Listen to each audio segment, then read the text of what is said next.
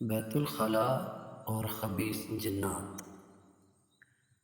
بزرگوں سے سنا ہے کہ بیت الخلاء خبیث اور شرارتی جنوں کے رہنے کی جگہ ہے، کیونکہ وہ گندی جگہوں پر رہنا زیادہ پسند کرتے ہیں۔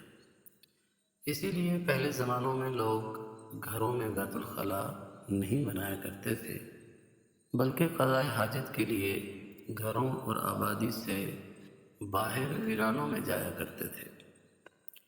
پھر وقت کے ساتھ ساتھ لوگ بدلتے گئے اور سہولیات کے عادی ہو گئے، چنانچہ پہلے گھروں کے ساتھ بیت الخلاء بنانے کا رواج ہوا، پھر یہ گھر کے اندر آ گئے، اور اب تو یہ حال ہے کہ ہر کمرے کے ساتھ اٹیچ باتھ روم ہر گھر کی ضرورت بن گیا ہے۔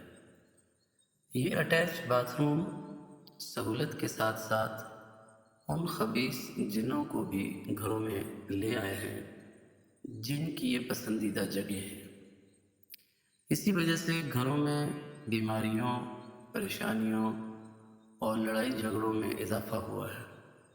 اب چونکہ باتھ روم کو تو گھر سے باہر منتقل کرنا ممکن نہیں، اس لیے مسنون دعاؤں کے اہتمام سے ان خبیث جنوں سے بچا جا سکتا ہے۔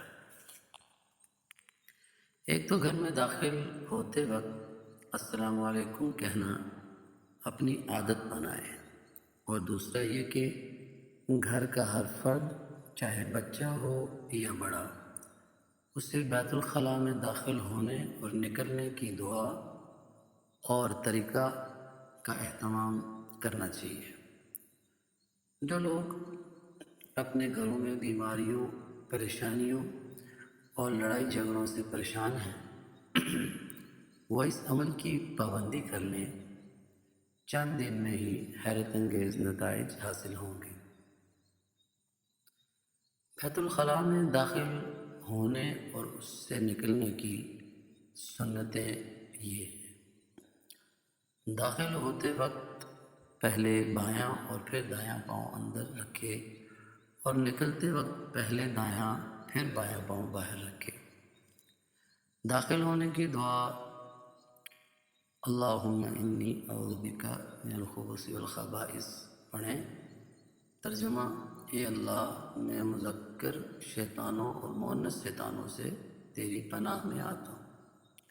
نبی کریم صلی اللہ علیہ وآلہ وسلم نے شیطانوں کے شر سے اللہ تعالیٰ کی پناہ اس لیے طلب فرمائی کہ عام طور پر شیطان بیت الخلاء میں ہی رہتے ہیں۔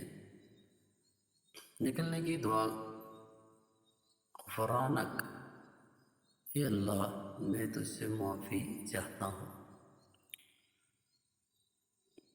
انسان کو دن اور رات میں کئی مرتبہ بیت الخلاء میں جانا پڑتا ہے، تو ہر مرتبہ اسے ان 4 سنتوں پر عمل کرنا چاہیے: 2 داخل ہونے کی اور 2 نکلنے کی۔